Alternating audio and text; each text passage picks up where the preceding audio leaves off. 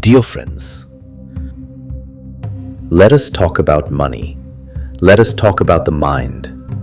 But most importantly, let us talk about the conversation that happens between them every single moment of your life.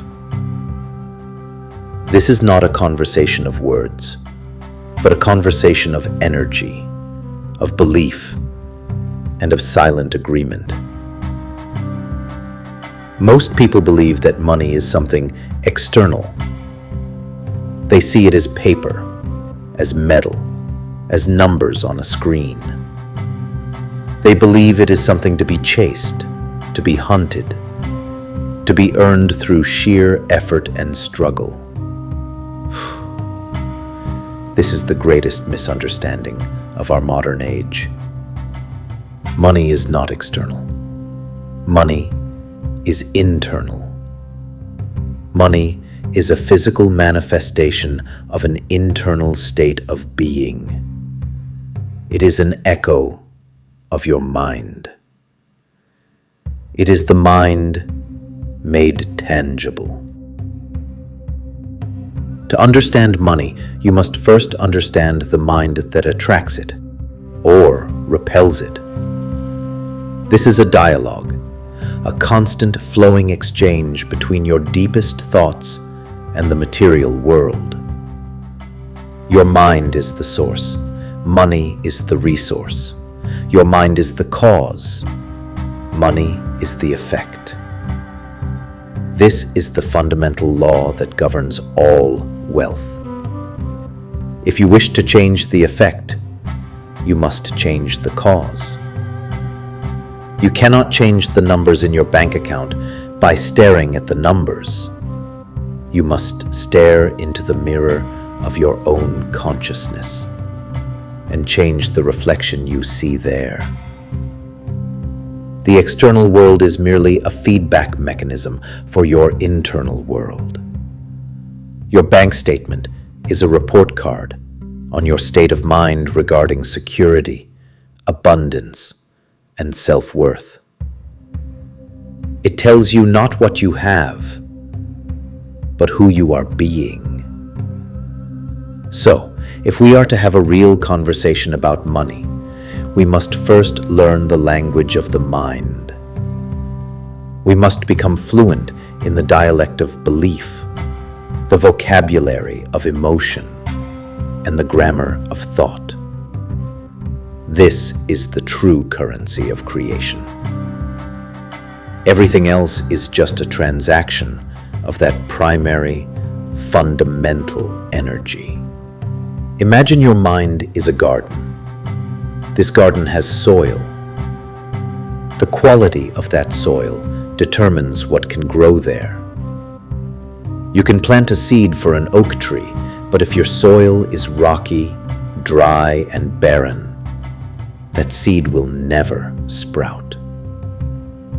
Or it might sprout as a weak, stunted version of what it is. Wondering why they don't have a forest. They don't understand. It was never about the seeds. The world is overflowing with seeds. The universe is an abundant supplier of seeds. The problem is always the soil. You must tend to the soil. You must pull out the weeds of lack and fear. You must fertilize with belief and gratitude. You must hydrate with joy and expectation. You must allow the sunlight of self-worth to penetrate deep into the earth of your being. Only then will the seeds you plant, or even the seeds that simply blow into your garden on the wind of opportunity, take root and flourish into mighty trees of abundance. This is the work. This is the only work. Everything else is a distraction. Chasing money without preparing the mind is like trying to fill a bucket with a hole in the bottom. You can pour and pour and pour, but the bucket will never stay full. You will exhaust yourself with the pouring. The intelligent approach is to first mend the bucket, to patch the holes of limiting beliefs, to strengthen the handle of your self-concept. Then, and only then, will the water you pour, the money you attract, be held, contained, and enjoyed. So, what are these holes? What are these weeds in the garden of the mind? They are thoughts. They are silent, repetitive, unquestioned thoughts. Thoughts like, money is hard to come by. Rich people are greedy. I am not good with money. I don't have enough. There is never enough. I have to struggle to make ends meet. Money doesn't grow on trees. I am not worthy of great wealth. These are not just thoughts. These are commands. Your subconscious mind, the part of you that governs your automatic behaviors and your vibrational output, takes these thoughts as direct orders. It does not argue. It does not debate. It simply says, yes, sir. Yes, ma'am. Your wish is my command. And it goes about the business of orchestrating your reality to perfectly match the instructions you have given it. If your core command is, there is never enough, your subconscious will make sure you always find evidence for lack. It will make you overlook opportunities. It will make you hesitant. It will attract situations where money flows out faster than it flows in. It is not punishing you. It is obeying you. It is being loyal to the programming you have provided. Conversely, if your core command is money flows to me easily and effortlessly, your subconscious mind will accept that as truth. It will begin to highlight opportunities you would have otherwise missed. It will make you bold. It will attract situations of unexpected income, of lucky breaks, of synergistic partnerships. Again, it is not rewarding you. It is obeying you. It is being loyal to a new, more empowering program. The mind is always neutral. It is always faithful. It is always working to make your inner world and your outer world consistent. This is called cognitive consistency. Your mind hates hypocrisy. It hates when what you believe and what you experience are out of alignment. So, it will work tirelessly to adjust one or the other to create harmony. You can either change your beliefs to match the reality you want, or you will change your perception of reality to match your beliefs. Most people do the latter. They believe they are poor, so they interpret every event through the lens of poverty. A bill is a burden. A gift is a fluke. A raise is never enough.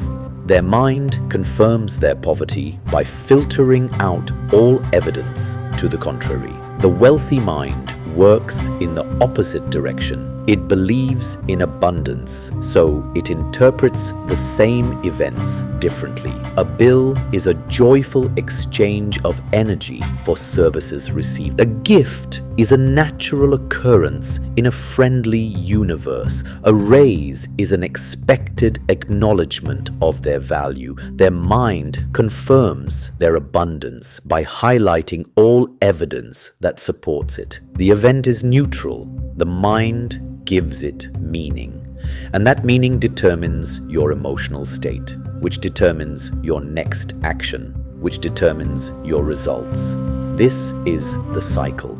Thought, feeling, action, result. It always starts with thought. This is why mastering your mind is not a spiritual luxury. It is an economic necessity. Your financial destiny is decided in the silent, private theater of your own thinking. Now, let us move from theory to practice. Let us talk about how to actually change this programming, how to tend the garden, how to patch the bucket.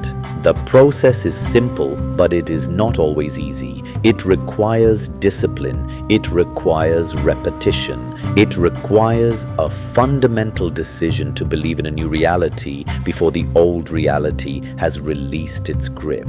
This is the leap of faith. This is the point where most people turn back. They need to see it to believe it. But the law of the mind is the exact opposite. You must believe it to see it. Your belief is the preview of life's coming attractions. So, how do you believe something you currently have no evidence for? You don't start with belief. Belief is a feeling of certainty. You cannot jump directly to certainty. You must walk the path that leads to it. You start with a thought, a chosen thought. This is called an affirmation, a declaration of a new truth. You take a thought that represents the reality you desire and you begin to think it on purpose. At first, it will feel like a lie. Your old mind will rebel. It will scream, "That's not true. Look at your bank account. Look at your circumstances. This is foolishness." This is when you must be gentle but firm. You do not argue with the old voice. You simply acknowledge it and then return to your new chosen thought. You are not lying. You are planting a seed. A seed does not look like the tree. It does not feel like the tree. But within it contains the potential of the tree. Your new thought is a seed. You plant it in the soil of your mind through repetition. You water it with emotion. This is the second step. Thinking a thought without feeling is like planting a seed and never watering it. It will not grow. The feeling is the water. The feeling is the life force. You must attach the emotion of already having what you desire to the thought. You must generate the feeling of wealth now, not when the money arrives, but now, in this moment. This is the critical shift.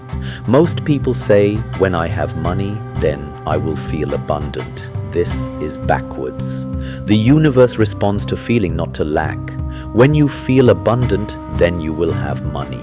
The feeling is the magnet. So you practice. You sit in silence. You close your eyes and you think your new thought. I am wealthy. Money flows to me easily. I am a magnet for financial abundance. And then you do not just say the words, you feel them. What does it feel like to be wealthy? It feels like security. It feels like freedom. It feels like relaxation. It feels like joy. It feels like generosity. Generate that feeling in your body. Now, place your hand on your heart. Breathe and allow yourself to feel the feeling of already having it.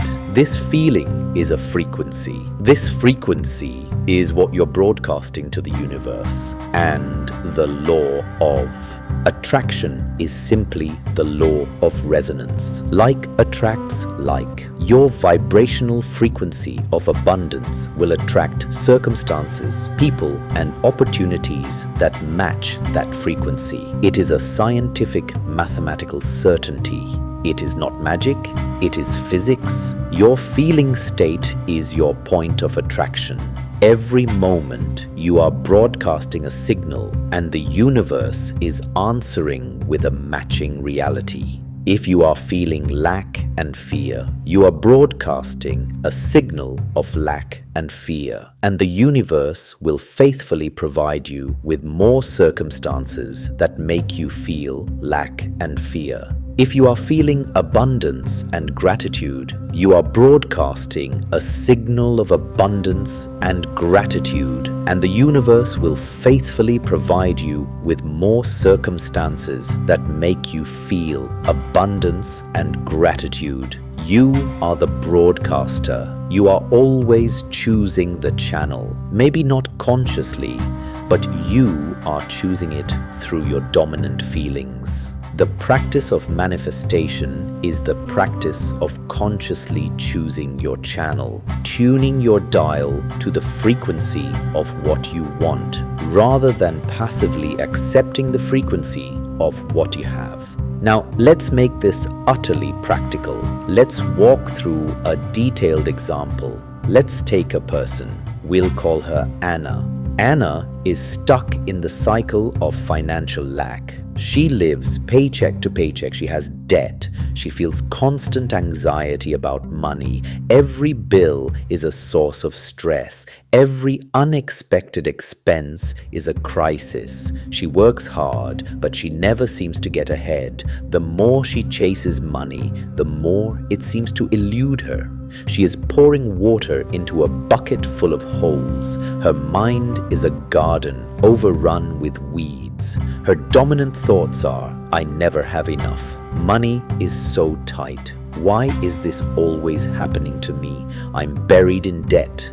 Her dominant feelings are anxiety, stress, and resentment. She is broadcasting a powerful signal of lack, and the universe, being a perfect mirror, reflects that lack back to her in 1,000 different ways. One day, Anna has had enough. She is exhausted. She realizes that her strategy of trying to work harder and worry more is not working. In fact, it's making things worse. She decides to try a new approach. She decides to work on her mind. She learns about the principle we've been discussing. She understands that to change her reality, she must first change her point of attraction. She must change her internal state. She decides her new dominant thought will be, I am financially free and secure. This feels completely false to her, but she commits to it. She knows it's a seed. She doesn't need to believe it yet. She just needs to plant it. Her practice begins. Every morning, before she checks her phone, before she gets out of bed, she lies there and she places her hands on her abdomen. She takes 5 deep breaths and she says out loud, I am financially free and secure. She says it 10 times. At first, her mind screams, this is a lie. Look at your credit card statement. You are not secure. She doesn't fight the thought. She just acknowledges it. Oh, there's the old thought. Hello, old thought. I see you. But today, I am choosing a new thought. And she repeats, I am financially free and secure. Then she closes her eyes. This is the crucial part, the feeling part. She asks herself, what would it feel like if I were truly financially free and secure right now?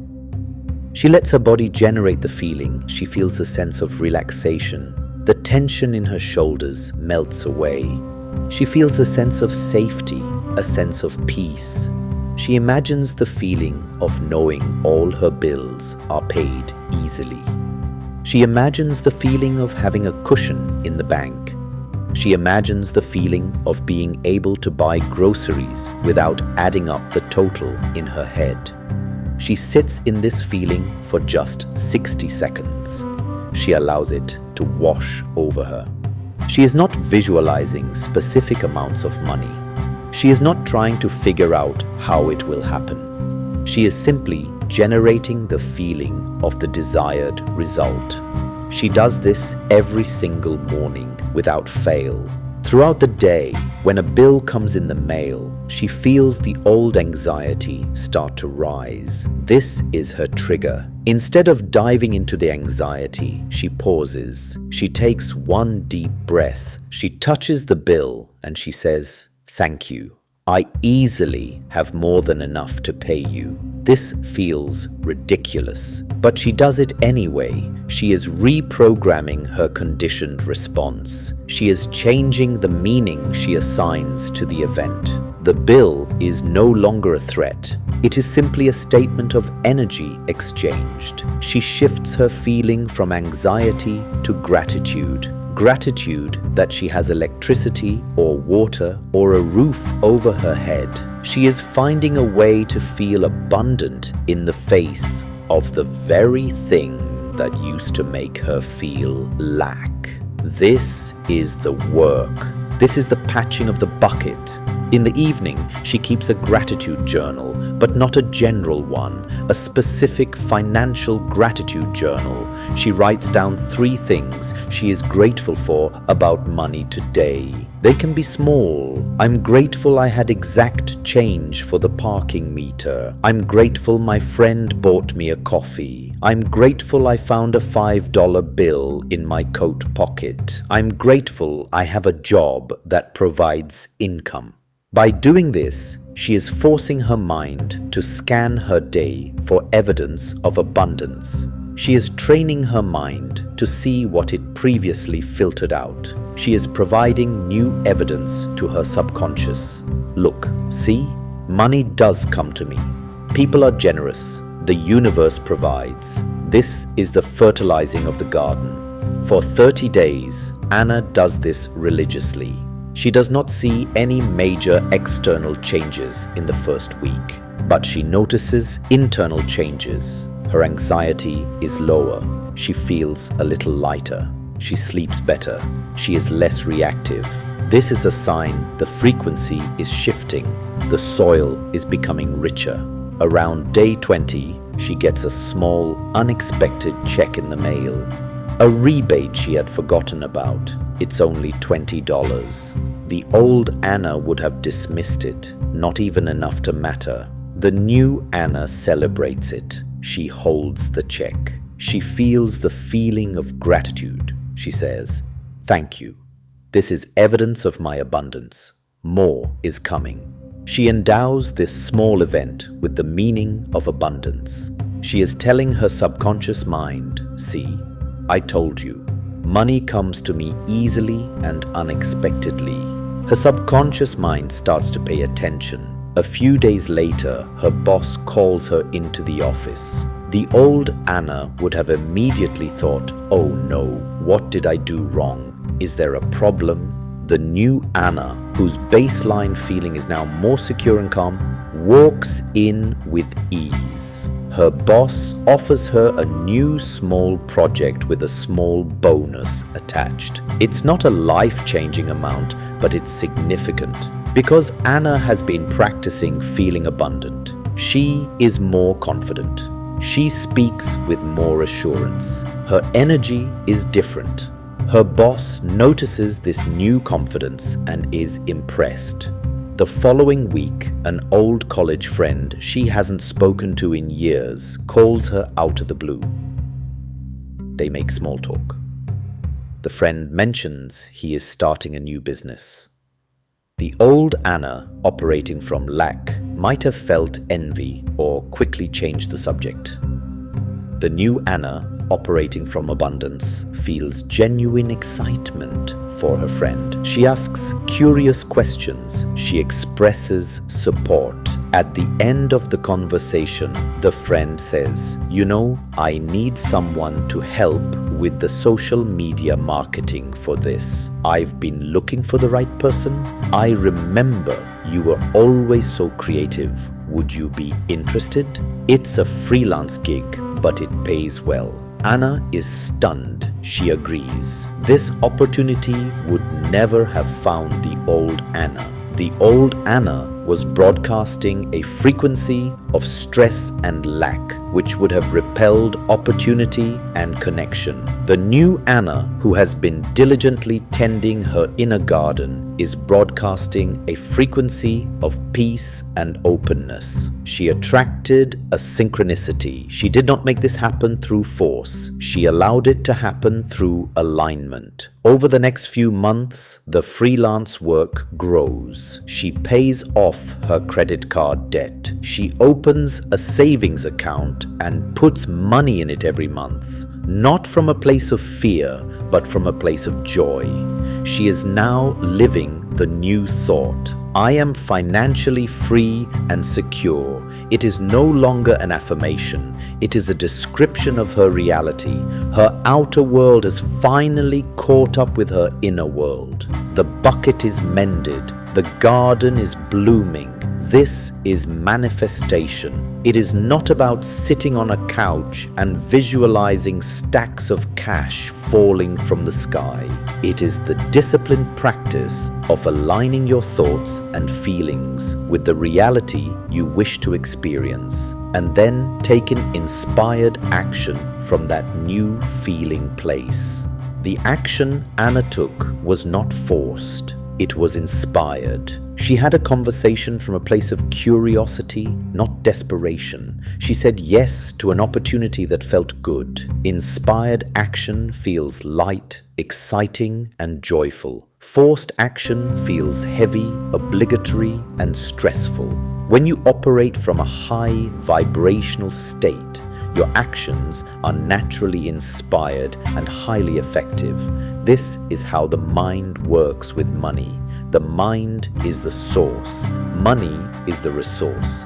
Tend to the source, and the resource will flow to you easily, naturally, and abundantly. This is your natural state. Lack is learned. Scarcity is a program. Abundance is your birthright. It is the default setting of the universe. Your only job is to clear the static, tune the dial, and receive the signal that has been waiting for you all along. The conversation is always happening. What is your mind saying about money today? And more importantly, are you listening? And are you brave enough to change the script? Thank you.